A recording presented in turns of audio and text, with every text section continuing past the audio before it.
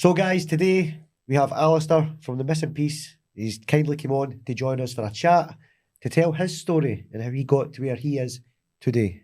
Alistair, thank you very much for coming on. Oh, that's all right, brother. How are we doing? Not too bad. Wee bit nervous for what you're going to be asking me, but we'll go with it. So, Alistair, The Missing Piece, we'll get to that at the end. Absolutely incredible job you're doing. But for the viewers, we want to take it right back. We want to see how you've put yourself in a position where you've managed to change so many people's lives. So if we could just take it right back to the very start. Let's go for it. Alistair, as a child, what was childhood like for you?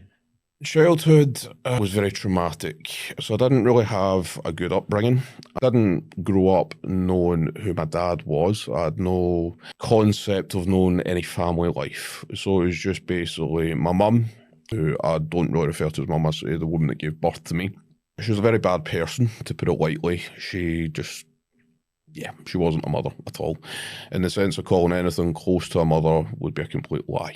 So growing up, it was very tumultuous, abusive, and very traumatic. From the very start, she wasn't even there, as a person, and it was just all about her. So for the first couple of years, you would say it was my gran looking after me growing up.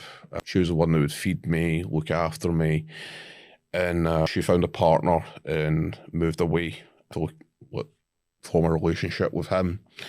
Now, the woman who gave birth to me was very abusive at that time. That's when our abuse started becoming a thing. For the way she was neglectful, and she had a very horrible way of existing.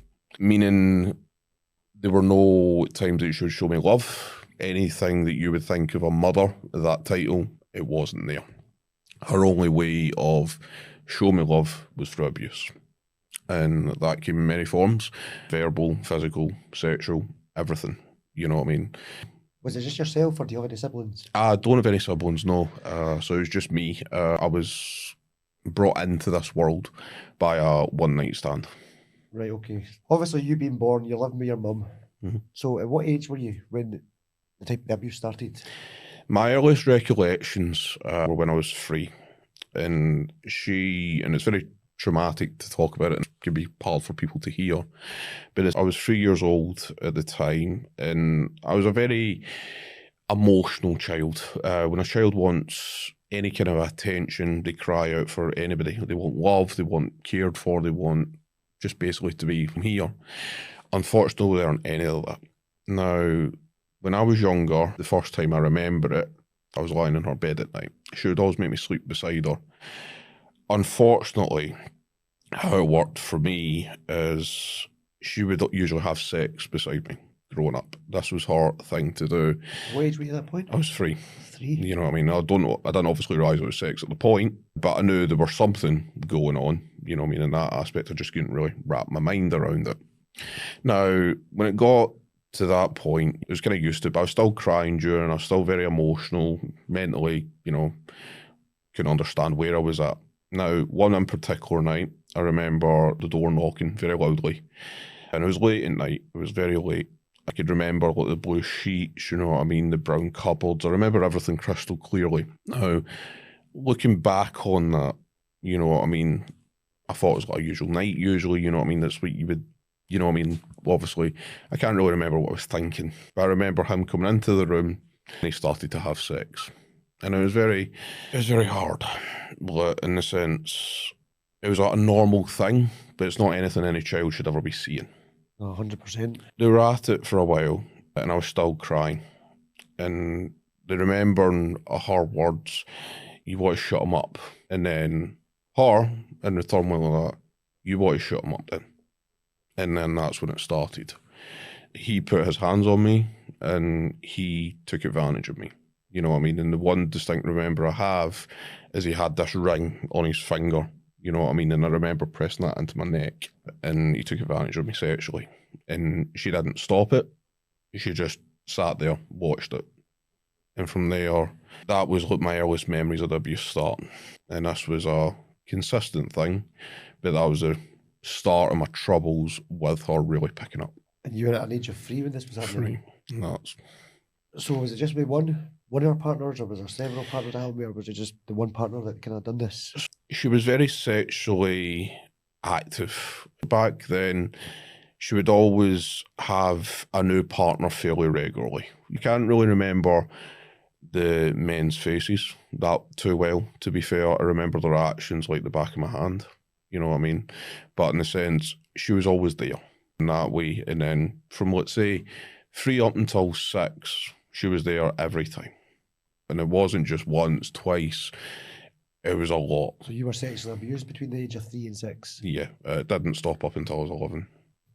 When these male figures were coming into you and your mum's life, and they were doing this with you, what was your mum doing in the background? What was she actually doing? So at the start, and this is quite hard to say, she didn't do anything. She just sat, like the way you're looking at me now, pretty much. She was just emotionless. And I remember sights of actually seeing her just looking, you know what I mean? And I would cry, until it became the norm. You know what I mean? I didn't cry anymore. But it's like what they were doing was getting that emotion out of me because it was that overwhelming from my brain. When I look back now, obviously, from my insight and my knowledge, she was obviously getting a kick out of that. And as it more developed and it got further, she started to enjoy it as well.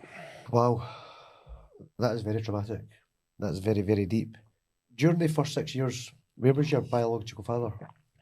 I've never actually met my biological father. So did you not know his whereabouts and where he was? I've never known. For the first, when I was conceived, she didn't even tell anybody I was a thing.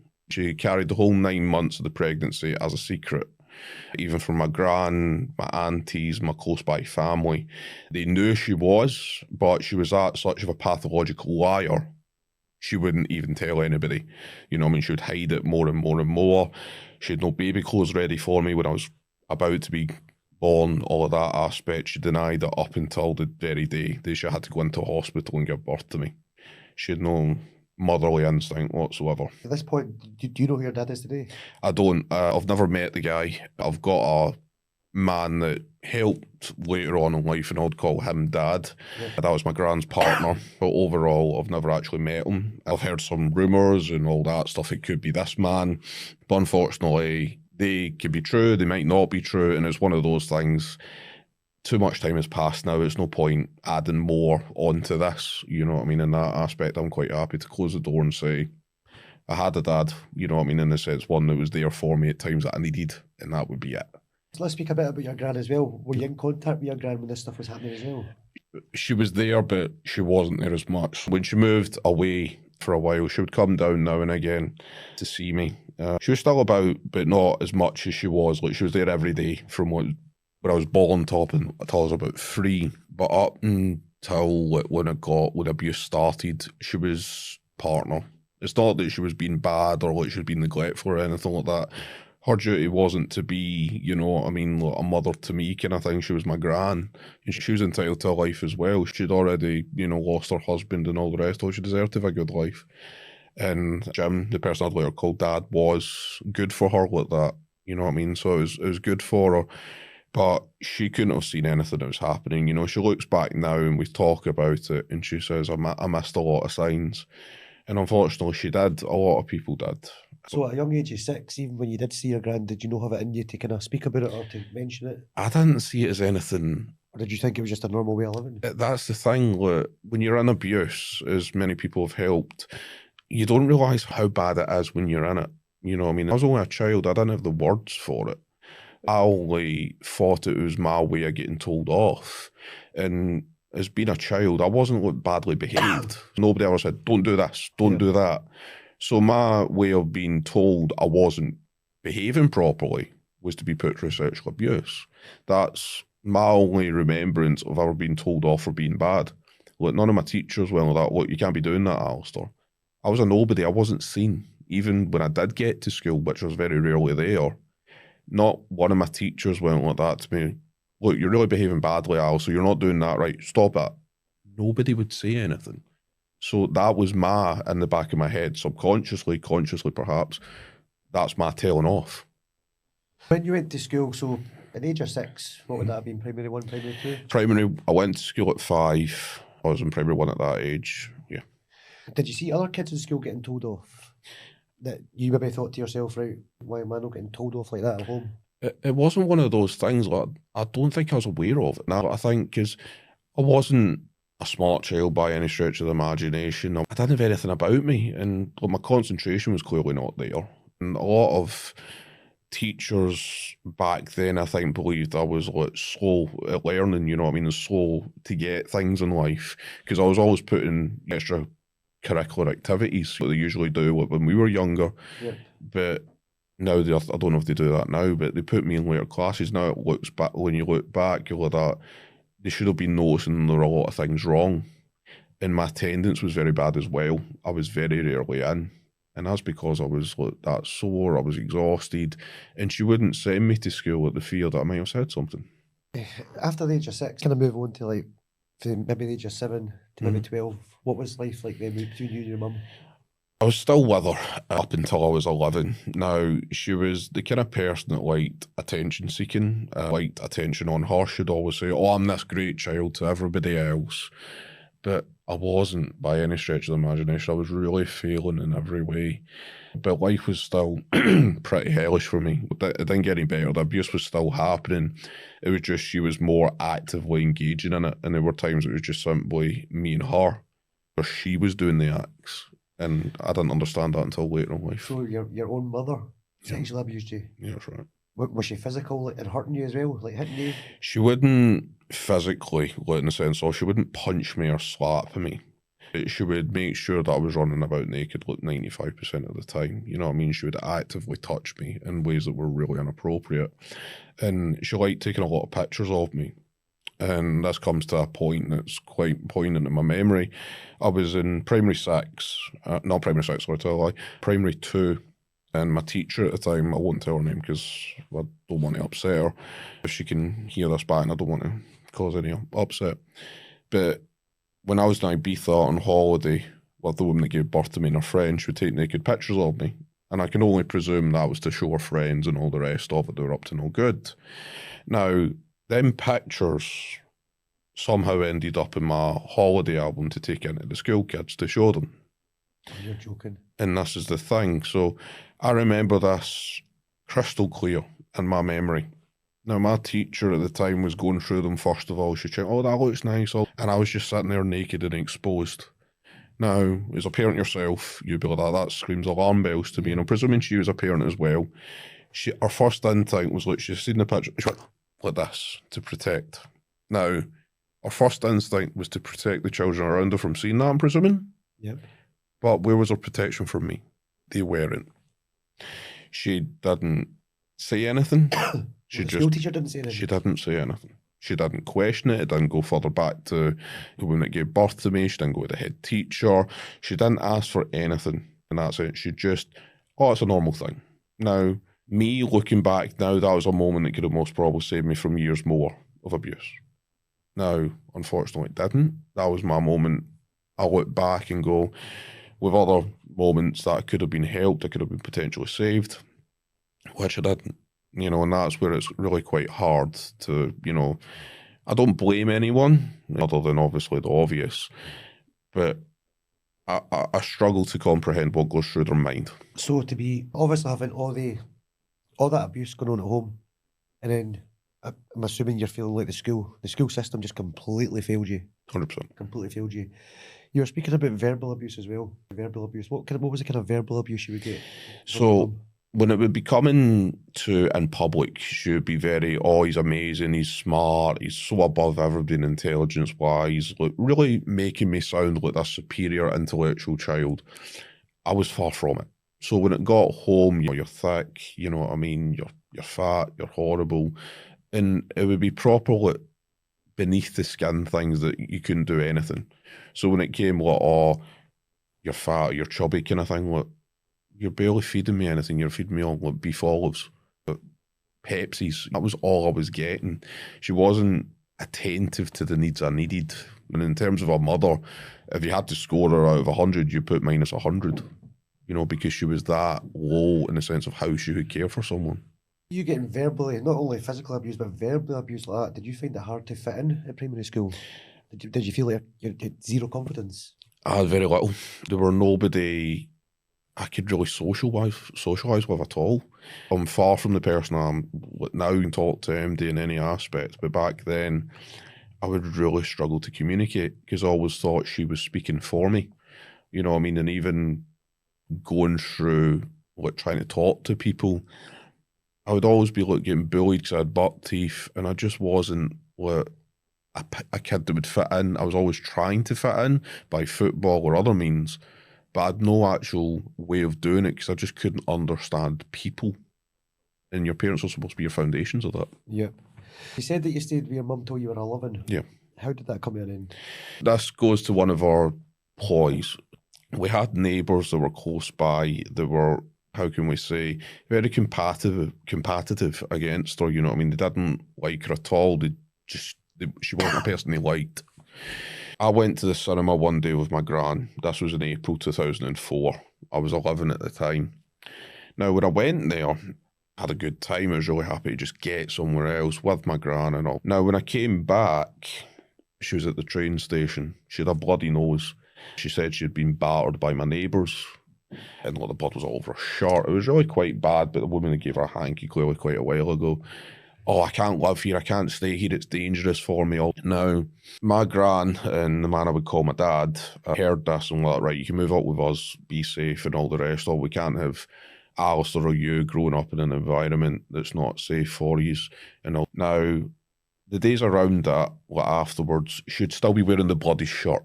You know what I mean? Like, saying, oh, look what happened to me now. Yeah.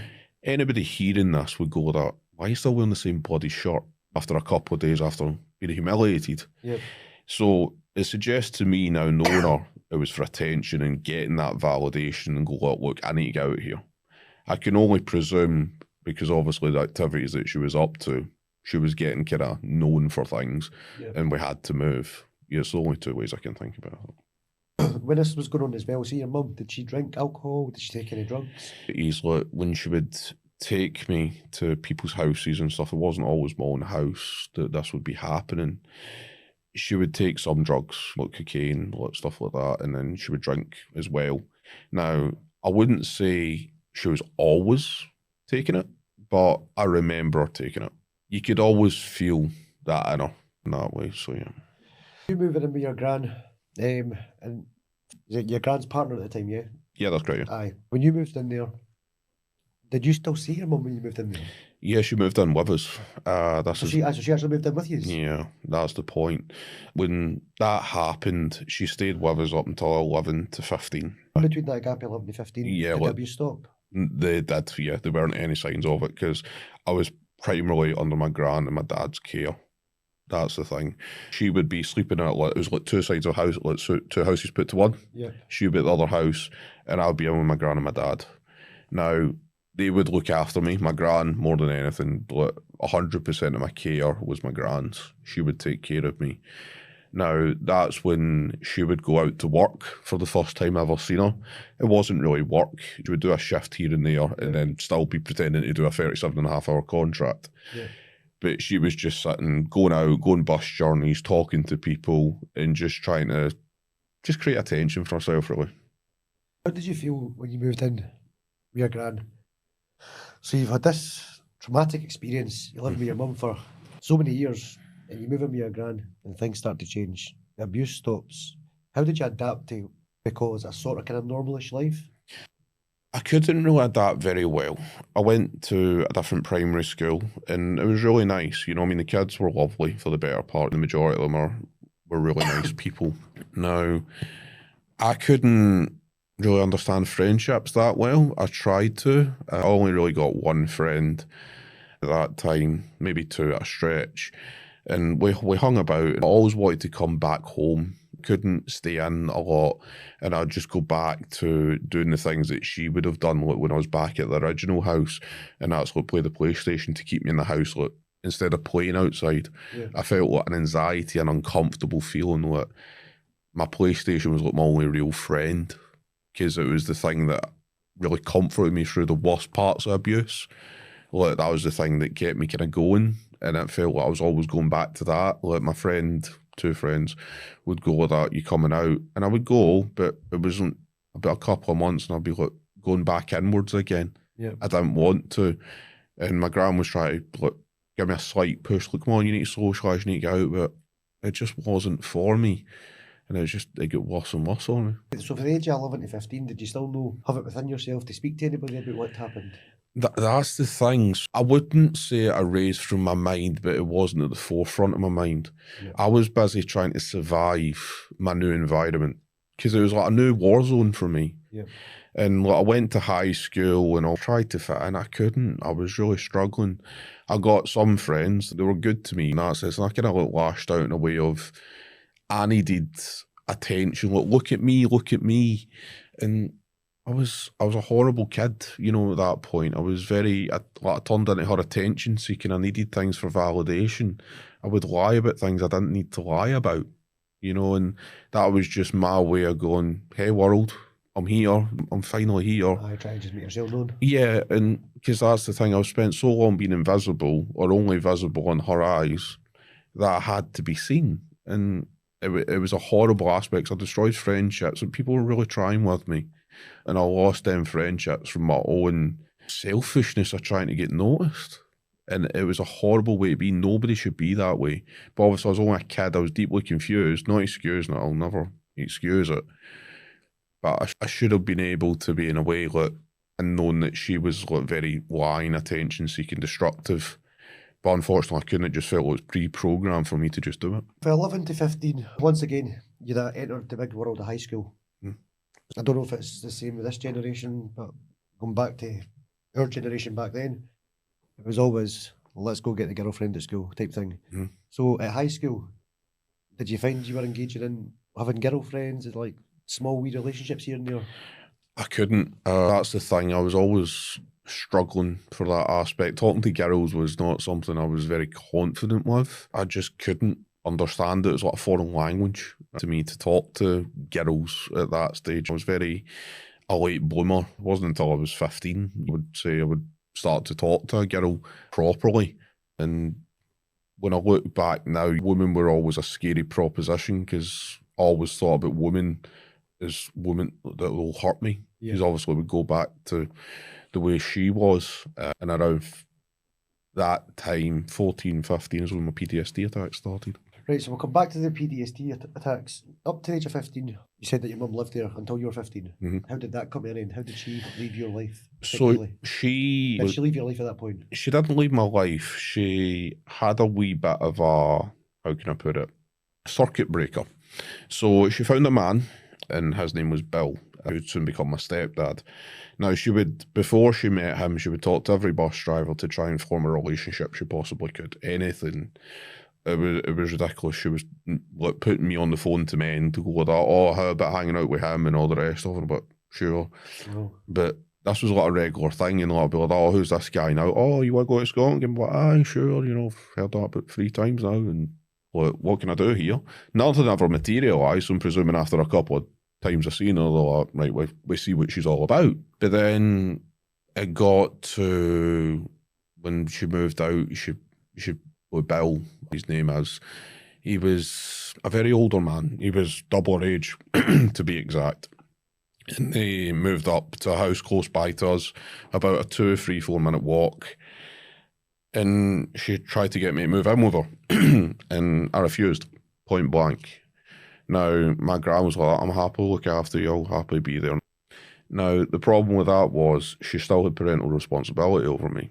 There were no social work reports. There were nothing to say that she was a dangerous mother. So she had every right to take me wherever she wanted.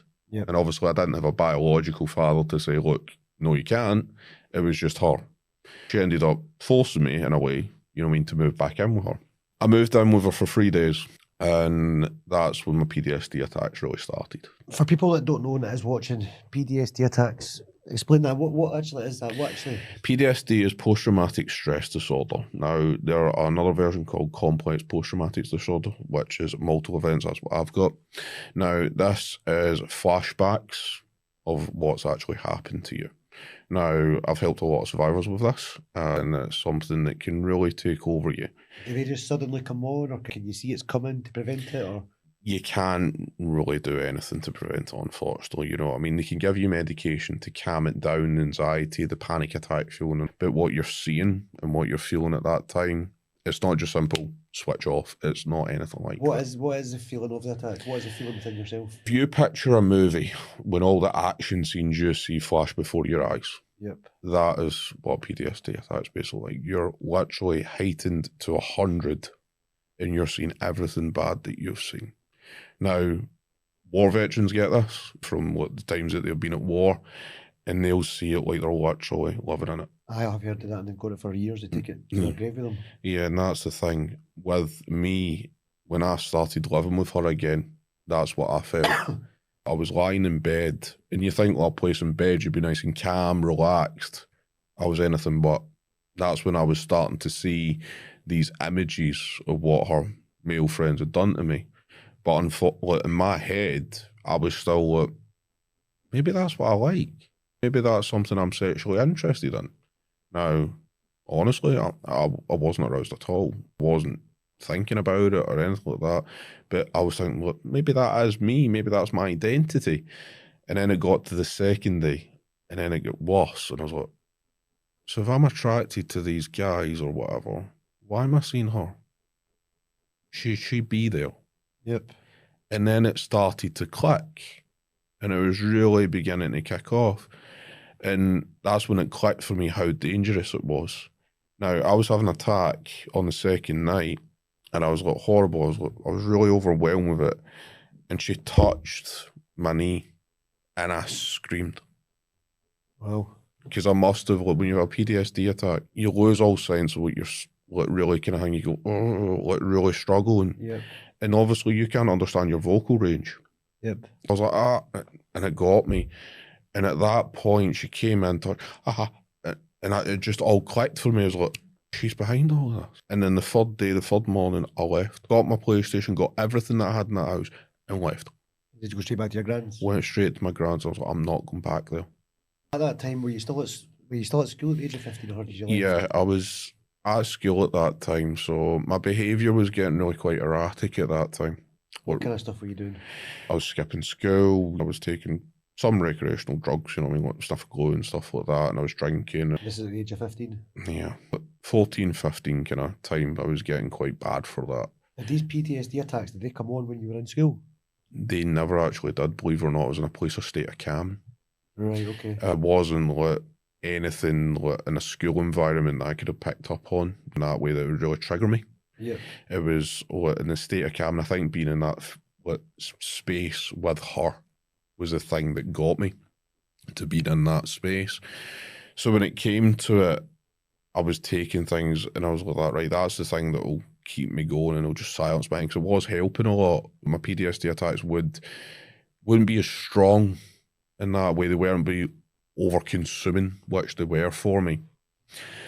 When it came to it, I ended up literally just doing anything I could to be silencing it. But the problem is, when I was skipping school and just going back home as normal, the school were picking up on this. And that was when it came to the big problem. So at that time, school called her up and went, that, look, your son's skipping school and you need to come in for a meeting. He'll come in, and my stepdad. So the head of my year at that, like my head of my house year, they call it. I don't know if that was something for you. We had house years. Right. And my teacher at that point, who's called Mr. Morgan. Now, he's a head teacher at that school at this moment. And we all sat down in this little box room, and they're all sitting talking. And it was like a little small room, just like this, very small, like box room style.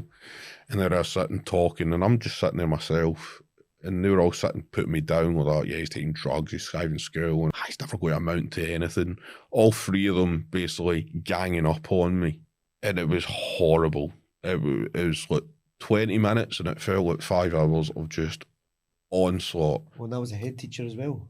Not the head teacher, but the head of my year, the one that would be like responsible for my development to make sure I was okay. And he was somebody that should have noticed. Yep. Like the two of them, my stepdad and the woman that gave birth to me, they were both very in sync.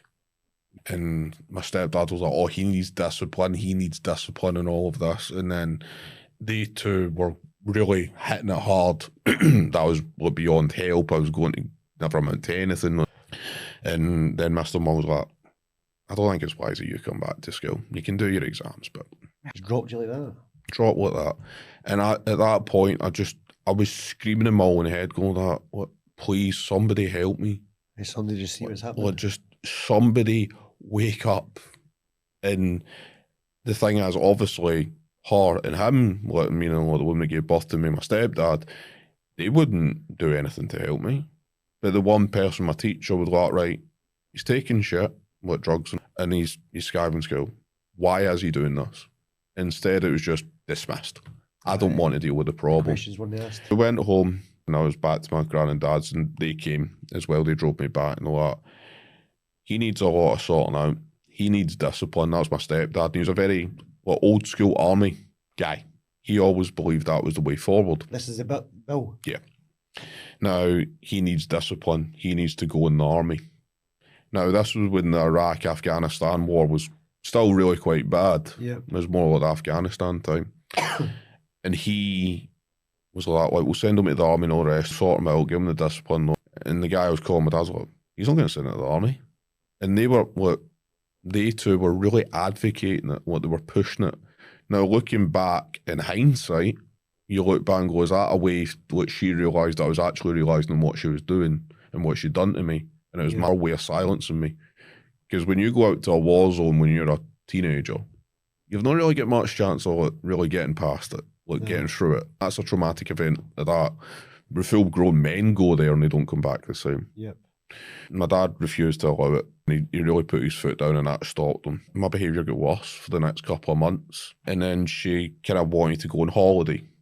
Now, I didn't want to go Canada for 3 weeks. Still at the age of 15? Yeah.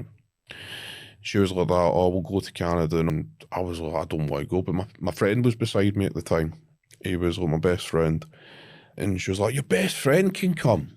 And he's like, oh, let's go. All right. What can I do? And I'm speechless. That went on for a couple of months. My hair's still terrible. And then it got to a couple of days before it. And she was like, you're ready to go, son? And I'm like, yeah, I'm ready to go. And she was like, your pal's not coming. And I'm like, what? He's not coming. Can't afford it. He's so excited. Wow. Now, you need to tell him. She told me to tell him. Now, how do you tell your best friend when you've struggled with communication, talking to people, and even having a best friend? You can't take him to the place he's absolutely excited to go. Promised him a holiday of a lifetime. So you can't go a couple of days before you go. How? You can't. I went to see him. He was supposed to stay over that night, hang out and all the rest of it at my gran and dad's house. And I was like, I'll tell him on the bus. I don't know how I'll tell him, but I'll tell him. I was really nervous, sick and feeling. And then I'll tell him. And my dad already knew that he couldn't go and all this. I was like, you'll need to tell him. My dad was the one, and I'm like, you told him? So, no. And my dad told him. The boy was crushed. It broke his heart. Did that affect your relationship with him? I've been the same since. No. His mum gave me an angry text, and she had every right to. I don't think she understood what was happening, to be fair. Yep. But it must have looked like it was me playing that game. Yep. It wasn't. I lost my friendship. We still talk when we see each other, but it was never the same afterwards, unfortunately. And that just spiraled me further.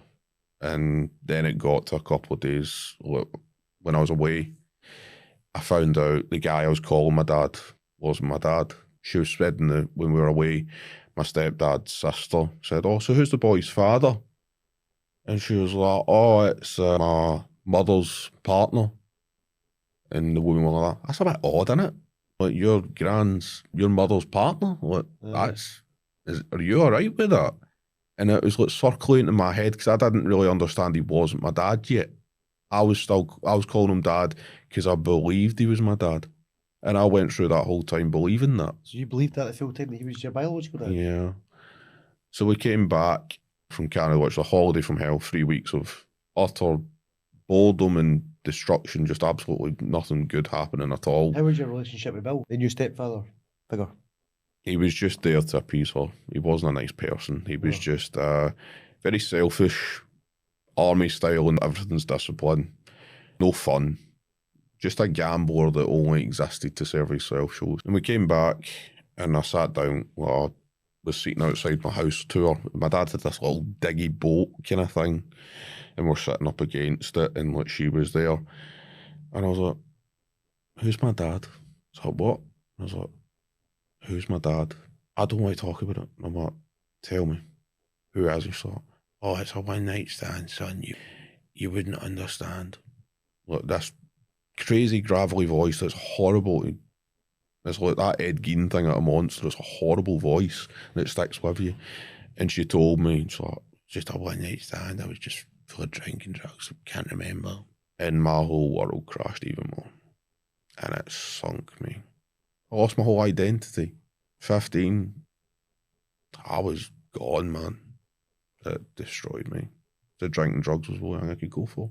Talk about drinking drugs as well, so I'm assuming, correct me if I'm wrong, did you start taking that to block out stuff, or did you take it to fit in with people, or? It was never about fitting in, because the sense is I didn't even really understand that concept in any way and how it be. It was to silence. Like the drink, I remember one of the first heaviest nights I ever had, I just drank. That night in particular that I was just telling you about, I drank a litre of vodka, just drank it. Right the bowl. Like water. And everybody's going, oh, that's cool. And what? And the thing is, I kept on being sick. I remember watching Doctor Who on the TV and literally this crazy hornet thing. I was just drinking away and drinking away. How often did you find you were drinking for 15, 16, 17? The second I left school, that was all I had in my life. It was the only thing I could find. It was like every day? Pretty much, yeah. It became that much of a point, it was my only memories coming up. Like, I remember looking back now, but I wasn't Ali at that time without a drink. Ali the Alky I was called. Ali the Alky. Yeah, and it kind of fit, to be fair. Well, aye. So the drug side of it, were you taking drugs at the same time? Yeah, it started with alcohol and then it developed into cocaine and paracetamol. Cocaine and paracetamol? Yeah. So I didn't actually realise this, literally until the other day. I was actually reading an article online. How many people are actually addicted to paracetamol? It's so easy, isn't it? It's something I would never imagine. The paracetamol is to take us to your head. What are people getting out of this? I got the numb feeling. You know, for the first time in my life, I couldn't feel anything. And I was taking like 13 paracetamol every couple of hours. You got like these saver packs, you know, like the unbranded paracetamol. Now they're cheap as chips. You got them for like 10 pence back then. And I was just taking them. What kind of feeling does that give you taking 13 paracetamol? Just numb. Just numb? Utter numbness. You don't feel anything. The second I started to feel something, I'd take even more. And if you speak to anybody close to me, you can take any kind of supplement pill, let's say vitamin D or anything like that, or any vitamin, I'll take it without water. I've always had that ability. So when it came to like paracetamol, any kind of ecstasy tablet or any kind of pill, Defcons, without even thinking about it, I would just go straight down. Did you try ecstasy tablets as well? I tried everything I could get my hands on. Anything to numb me. Alcohol and the cocaine, you were doing that combined together? Yeah. Obviously, we all know in this day and age that's a very, very bad mix, with alcohol being a depressant and cocaine being a stimulant. Where were you, not asking who your dealer was, but I'm like, how are you getting this at this age? Like, how are you funding this? It was more the fact it was too easy to access. This is, see, when I started to drink, that's when the social butterfly of me came out. You know what I mean? And I had nothing to lose. I was able to talk to people and it was easy to get a hold of. And before long, I was best friends with dealers and they would give me it for free. Really? Because I was that close to them. And it's bad because the thing is, I had people it's kind of weird to say they were drug dealers, but they were always good people to me. They would always, I think they seen what torment I was under and they were feeling pity for me. They were, oh, just take a line or whatever. And I'd go home, bags of stuff for the next morning. Well, I was never without it. Like in the mornings, like when I started college, which is lucky I got in, I always took, let's say, 3 lines before I even got properly out of bed. 13 paracetamol and a Desperado. That was my combination. wow. And everybody on the bus, and I remember going to college because it was at Clydebank College, which I was like bus journey and train journey, everybody's like, how are you so hyper in the morning? And like, the thing is, people would say, oh, you're so hyper, and you're like, I would say ADHD nowadays. But to me, I was just constantly on the go. I was talking to everybody. I didn't want to put their headphones on and like, oh, I'll just sleep for half an hour before I get in. I was buzzing. I wanted to talk to everybody. Like, I was like the jive bunny, and it was ridiculous, like completely opposite what you think I was. But I just kept on going. I always made sure I had a wee bit, and all that stuff to just keep going through the day. And obviously through lunch and stuff at Clydebank College I was at, with a wee pub called the Lucky Break. It's a snooker hall. I think it's opening back up again. And their drinks were cheap as chips. And I get a tenner from like college every day, but £1.50. I was one of them at Falkirk College as well. I think it was like £1.50 a pint. I remember it, and you used to just sitting there all day and get bladdered. It's so easy, you know what I mean? That's like, incredible. Well, you can do that nowadays. You need 100 quid to get a tipsy. Just to go for a couple of hours. Aye, but that's it. What did you do at college? Started with HNC computing. Now, it's a good course. I always took an interest in computers, but it's just not anything my head was at. I was too busy with validating myself from other behaviours, shall we say. College, young man. What age are we talking here? 16, 17, 18? So I got to college, it was about 16, 17. 16, 17. Up until this point, you've been through what you've been through. The alcohol's kind of taken over, the cocaine. When did you start dating? Talk about kind of girlfriends from when you were younger at that age. Of course. I won't name names because that's not really fair, and I don't think they would give me permission, but if they did, then that's fair. So my first ever girlfriend, I was, let's say, 15, 16. We both had bad childhoods growing up. She understood mine, but I was very destructive when it came to even getting close to talking about mine. I was lashing out. She was my first ever girlfriend, and she was a girlfriend that liked the idea of me going with other girls. This was her thing, you know what I mean, in that aspect. So when it came to it, she'd want me to sleep with her friends, she would share pictures with me, and it would get other girls interested in me. Now, when it came to that, it was good because what 15, 16-year-old is not going to jump at the fact of having other women? Yeah, of course. Now, she was setting these women up for me, and she enjoyed watching and all the rest of it, got a cut queen. And I really enjoyed that aspect. It was another way of numbing my brain and that. And it was something we really got a hold of. And this is when that kind of time, I would say, sex was another drug to me. It was almost as high as everything else. Before we go into the addiction side of it, what age did you stop contact with your mum completely? I stopped contact when I was around about 16. Now, when I say cut contact, she always would try and put it back on me. Yep. By other matters, sometimes legally in other ways. But from that time, I would not directly have any communication by my own intention. So it wasn't be anything that I would go out to seek. That still stands to this day? I've got a restraining order against her. Right, so we'll actually really catch up to that. Of course. So we'll go back to the addiction. So we've got the cocaine addiction, we've got the alcohol addiction. What other addiction did you find at this time? I would say sex. That was one of my worst ones. Right, sex addiction. I actually want to ask you about this and talk to you about it. The traumatic experience that you had as a child, what you had to witness, watch, who you lay next to, having intercourse. Did that affect you then having intercourse for the first time, basically? Yes. When it came to the first time I had sex, I remember it was like a proving point going like, this is the point I prove that I'm not gay. Right. In my head. That makes sense. This is my way of showing it. Now, the first time I had sex with her, she was very vocal. And I mean, look, very. But honestly, I've heard football matches quieter. And it wasn't because, look, by any stretch. Neighbour. Is that who she's shouting? But looking back, I don't see it was my performance at all. And at that point, I was like, I'm not that good. How did having sex for the first time turn into a sex addiction? Was it the like and the need for it after the first time, or was it the trying to prove yourself that kind of caused it? It was proving myself and the validation. The first time was about proving I wasn't gay, but then it got worse. I had to show it. that way. So if anybody, look, and back in those days, a gay guy, look, if you're going like, you're gay, that's a common insult back then. Yeah. You can't really say it much nowadays because it doesn't really mean anything, let's be honest. Yeah. But back then, it was quite insulting. To me, that was triggering. Right, okay. To me, I had to go like, well, I'll prove that 10 times over. And then it would get worse and worse and worse. I would actively, back then it was like MSN chats. In any way, sex was my thing. Even when I was drunk, high out my kite, it would always be sex that would go into it to save me from my own head. And So for anybody watching as well, because I'll ask this, because I'm sure loads of other people will be asking the same thing. When you hear sex addiction, in my head, I think that's the want and need for sex every night, different people. Yeah. Was that the case for yourself? Or is sex addiction like multiple times a day? Is it?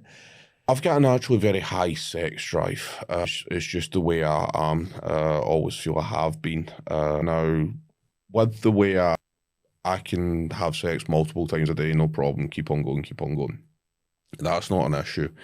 But it's constantly that need for more. It's like a nagging thing at the back of your head. Right, first and foremost, I'm going to ask you, but everybody watching is going to ask, how do we all do that?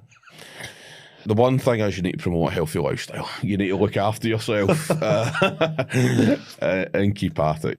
I was never really healthy back then, but when you're that age, your testosterone is that high because your hormones are that high. Well, to all my one and done friends out there, just stay in my club. Stay in my club. But when it comes to it, it was something that never died from me. Up until this day, you've always had a very high sex drive. So I was going to say that, as we've obviously previously spoke before this chat we're having, so I know that addiction is still there with you today.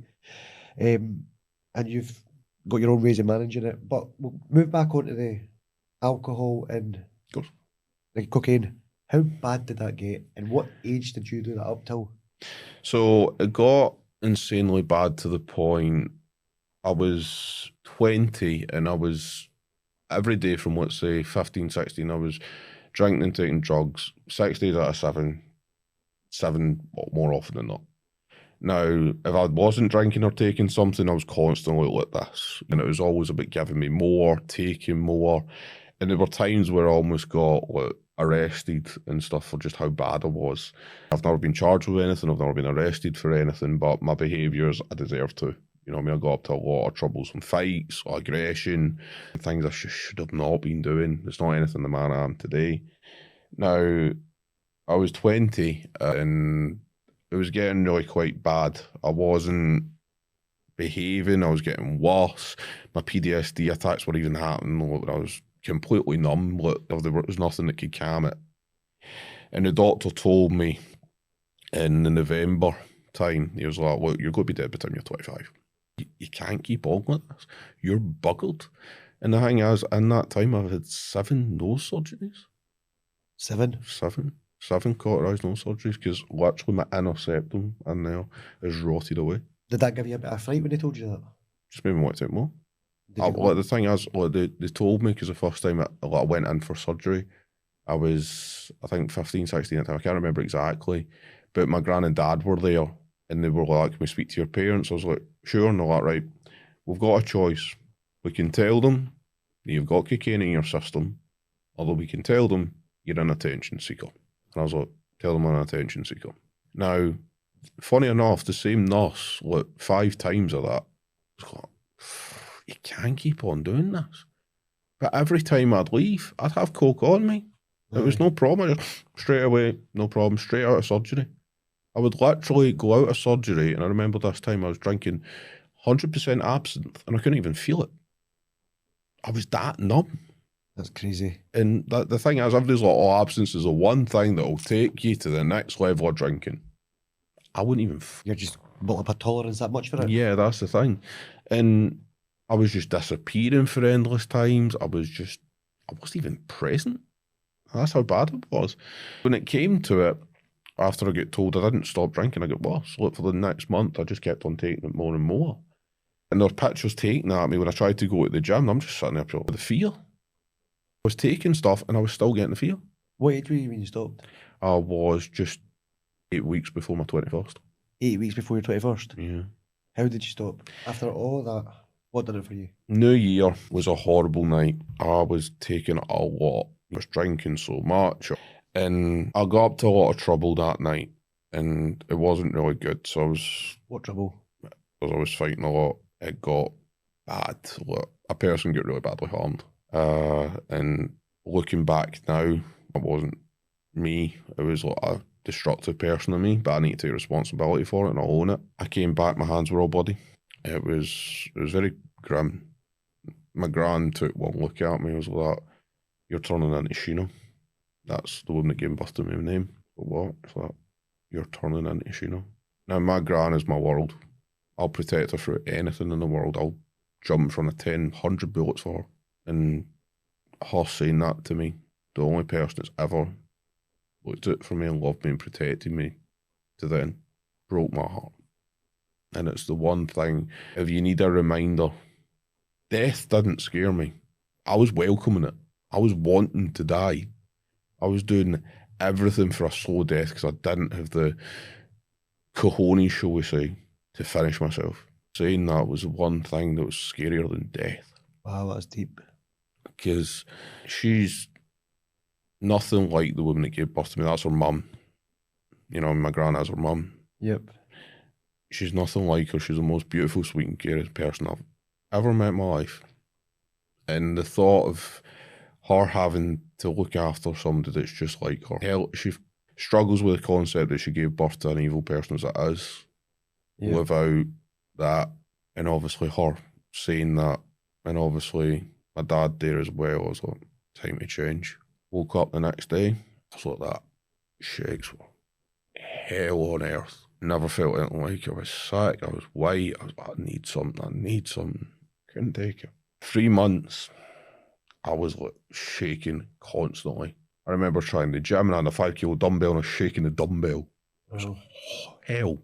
And I was like, I need to do this, Came my 21st, still shaking. And all my friends were, "Oh, let's go out and celebrate, let's make a good go at it and all the rest of it." And I'm like, "What do you want to do?" "Oh, let's go to the club." Now, looking back now, I'm like, that's the last thing I'd advise any addict that suffers with any kind of addiction to go. Yep. I did it. Now, for somebody that was the life of the soul of the party on it, off it, I was a nobody again. Did you relapse when you went out? Never. Didn't even take a drink? I've never relapsed. Not once? Not once. The most beautiful thing about this story is your gran, you can say she saved your life. 100%. Just by speech and care. It's incredible. Just a few words. You know, we all need something that makes us, that was mine. She gave me that. And I always make sure, I always look after and protect her because she did for me. And you're still close, very close today with your gran. Absolutely. She's my only family. And the male figure that you call dad. Yeah, unfortunately, my dad has got vascular dementia. He's at the end of his journey, really. He's not really got much long time left, unfortunately. But they were my examples, like a moral compass in a way of goodness. They had quite a lovely relationship up until when he got unwell with his dementia. But when it comes to them, they were the thing that I had. They were always the thing I would be like, that's the thing I've got. And they done a lot of good for me. Yep. Wow. That takes us right up to once you stopped all this, once you go past the shakes, once you go past all of that, where was your head at in life? What did you want to become? No, I didn't really know at the start. Well, I was trying to get into the gym when I was still kind of full of drugs, and I never really stuck at it. I got into bodybuilding and stuff like that instead of just lifting weights and trying to get better and bigger. But I just wanted to be lean. My six-pack looked good. But unfortunately, it came with a body dysmorphia issue. Now, I started wanting to get to 0% body fat because my pals had called me fat. Right. And it literally almost killed me. Because I was doing runs constantly. I was only eating protein and nothing else. No carbohydrates, no fats. I was just eating protein, going for 5-mile runs constantly. And I just had fat. Looked in the mirror, I seen something, you know, like them funny mirrors you see? Yeah. I basically seen that as my face all the time, like my body all the time. And I think that's I was a twig. I was literally like 65 kilo. For reference, I'm 100 kilo now. Such a difference. It's a big difference, right? And It took a lot because I was getting, I think it was like between 2 and 4% body fat at 65 kilo. That's deadly. Your organs are dehydrating, starving. And my friend at the time, I was a PT in the gym, was like, eat Weetabix. It's the thing that'll make you lose that little bit of fat. That's a great idea. I can lose it. Finally, I'm going to be 0% body fat. It's a carbohydrate. It's things that will get stored as fat. Right, okay. And it eventually made me reverse a bit. And it was just enough to go in my head going, I'm getting carried away here. And it showed you how the addictive personality was always there to go further and further and further. And I started putting on weight like in a healthy way. I started really getting into my lifting and my training. Wow. Alongside doing that, you've beat the addiction of cocaine. You've beat the addiction of alcohol. Your gran saved your life. We're left with another addiction. The sex addiction is still there. How did you deal with that? Was that, you would be 21, what age are you now? I'm 33. 33. So let's go 21 to 33, right? Girlfriends, whatever. Did you find it was like one partner that you were having this with, or were you having to seek from multiple? It was multiple. So I got sobered up. I had a girlfriend at the time, and she's a lovely person. She's great. Not a bad word to say about her now. When I was sobering up, sex was the only addiction I had. And at that time, I ended up cheating on her a lot. Right. I went through, I think it was like 50 females in a year.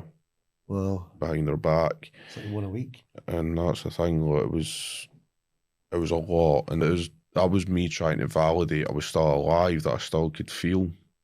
And it was a horrible way of doing it. I was just like, I need it more and more and more. And she found out, she read my messages, and I couldn't deny it. You just admit it. But she gave me a chance. She was like, look, we can get back together and sort it out. And I was like, I'm just going to do it again.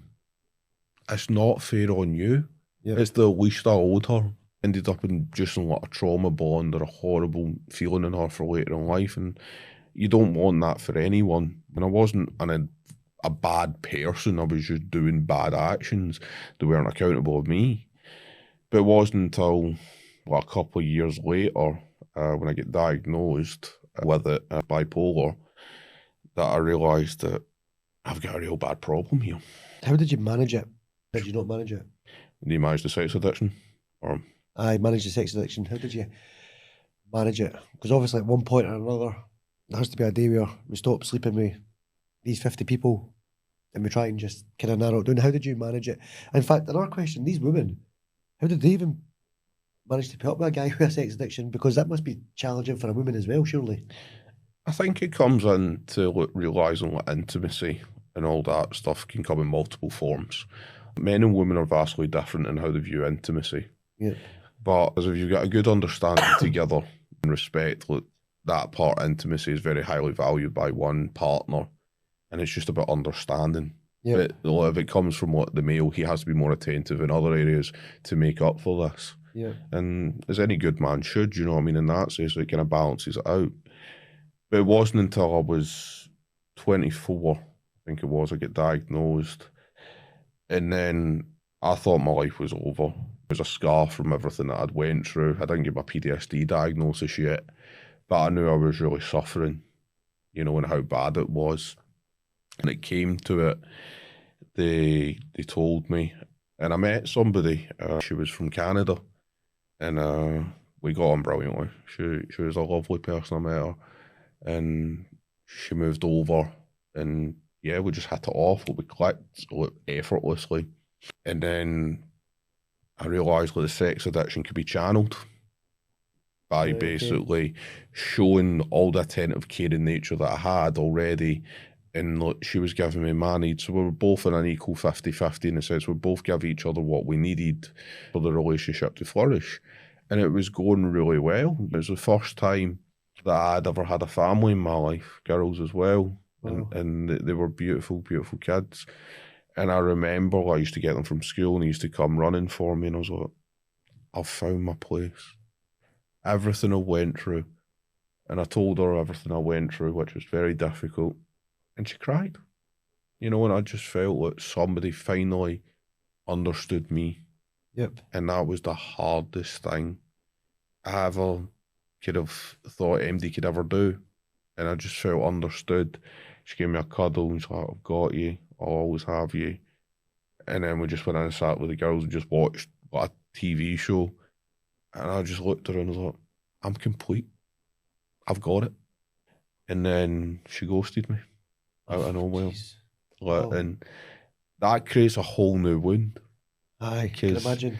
the minute you feel like you found that, exactly, it's just taken away. And that was one of my hardest struggles to break.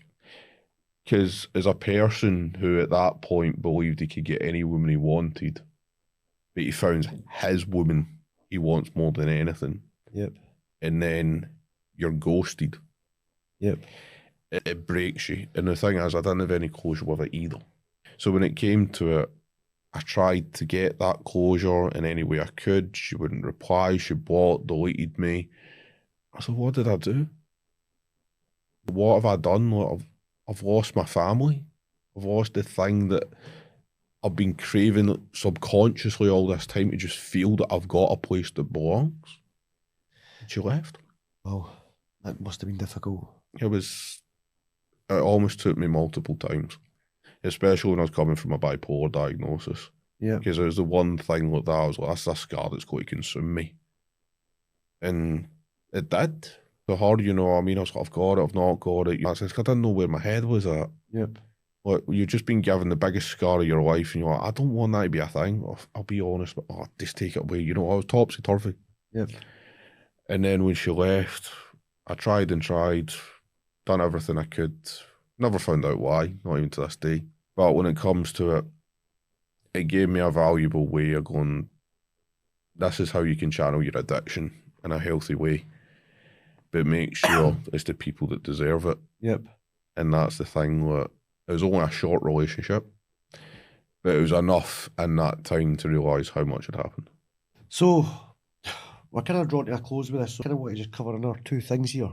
First and foremost, people watching this, start to finish, they might think, they have their opinion of you. Who is Alistair? Who is Alistair today? Who are you? How do you want people to see you? I just want people to see Alistair for who he is. A person that had his troubles, had massive struggles. I can't underestimate them. But on me, I'm honest, I'm genuine.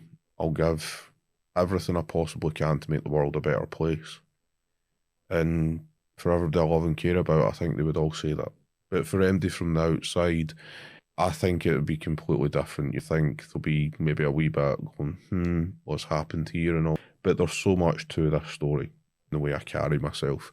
And I always believe I carry myself with how I want other people to be treated. When I see everybody, it's a blank canvas. But we've all got struggles, but I'll see you for how you are today. I'll meet you at that moment.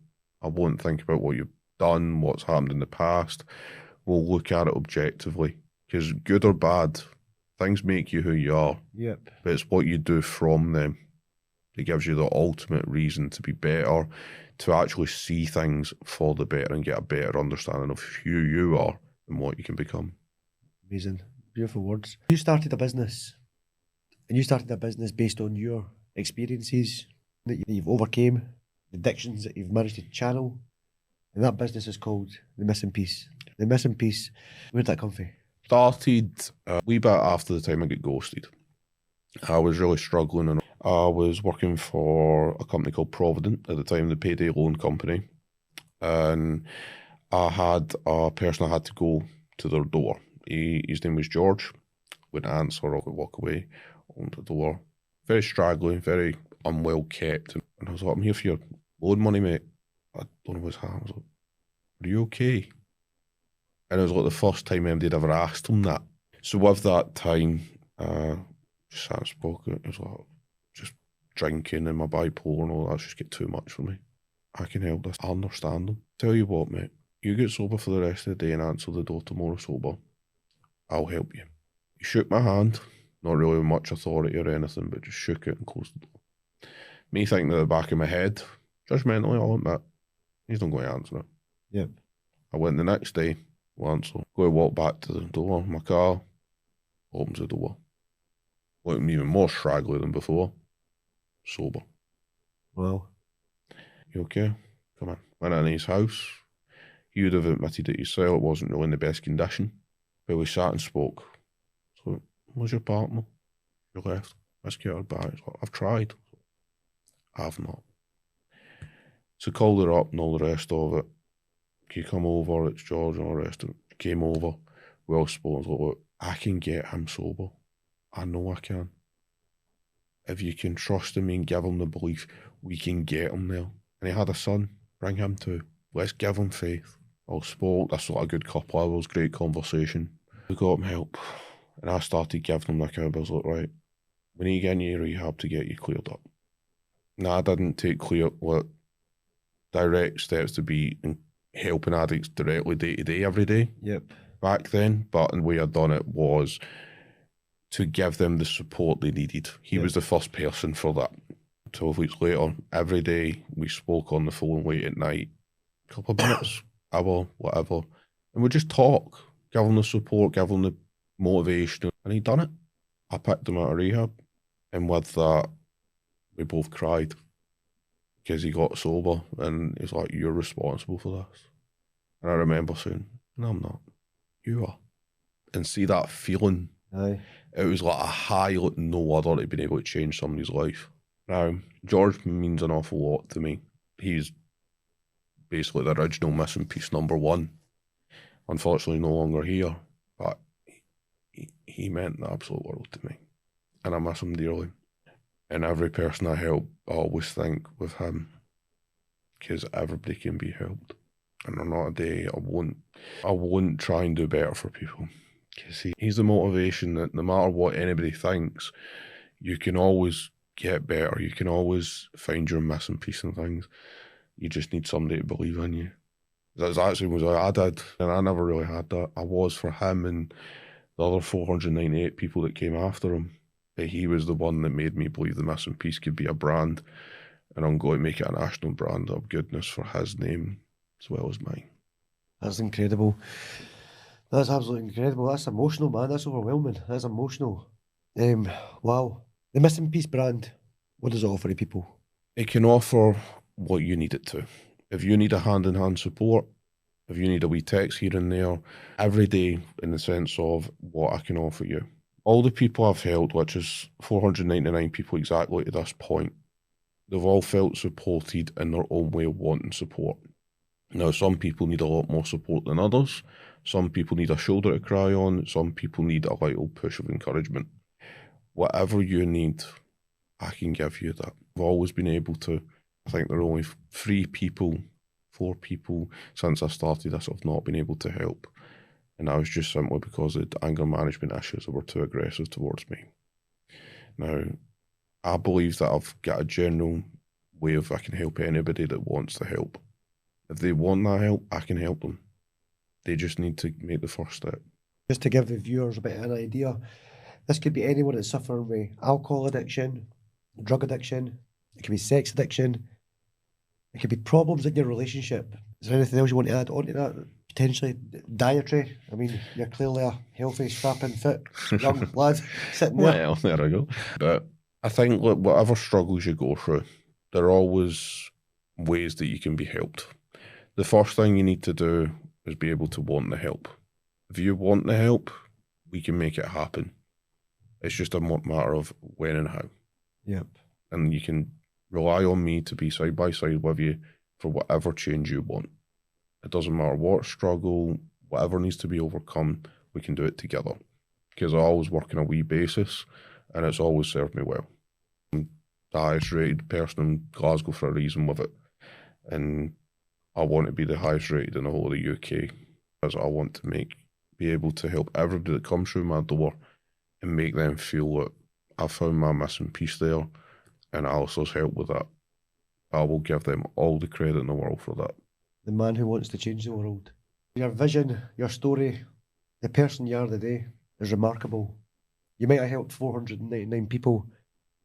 I could personally say you could turn that to 500 because you gave me a different aspect and look on life just sitting here chatting to you. It's been incredible, been emotional. For everybody watching, Alistair, words don't need said. Alistair is in such high demand. He's actually started a community A community that welcomes anyone and everyone. The community costs just £20. You're not paying for a service, you're investing in yourself.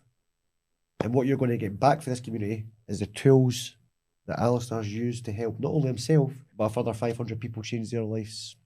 Is there anything you want to add about the community? I think it's something that would very help a lot of people, in the sense as not everybody can afford week-to-week support, and I completely respect that. I created the community to give people a way of being supported in a way that's more cost-effective. Because I can understand not everybody's got the confidence to see face-to-face, and I can understand that. That comes at their own time. But for a start-up to understand how you can get support, what you can do with a little bit of support, and an insight in my brain and how I've helped other people, you can use that to at least start your journey. And then perhaps we can speak in the future. Or perhaps that can be enough to actually help you get to the end of your journey. Who knows? There's always a missing piece to be found in whatever I've done for people. Amazing. Now, guys, hopefully you've all listened to this story from Alistair, his life. He's been very open, he's been very honest. He showed the raw emotion of this story. To anyone out there who is suffering or is going through the same or has been through the same or knows someone, just remember, you can speak out, ask for help. Alistair's here. There's other resources everywhere. People are there to listen. It's just about finding the right people. And remember, guys, if you join this community, you're going to have that shoulder to cry on. You're going to have that set of ears that's going to listen. And you're going to have that big strapping lad's arms to pick you up when you're down. Alistair, it's been an absolute pleasure. What a man. Guys, make sure you follow Alistair. All the links will be tagged in this, and we look forward to seeing Alistair again. Absolutely. Take it easy, guys.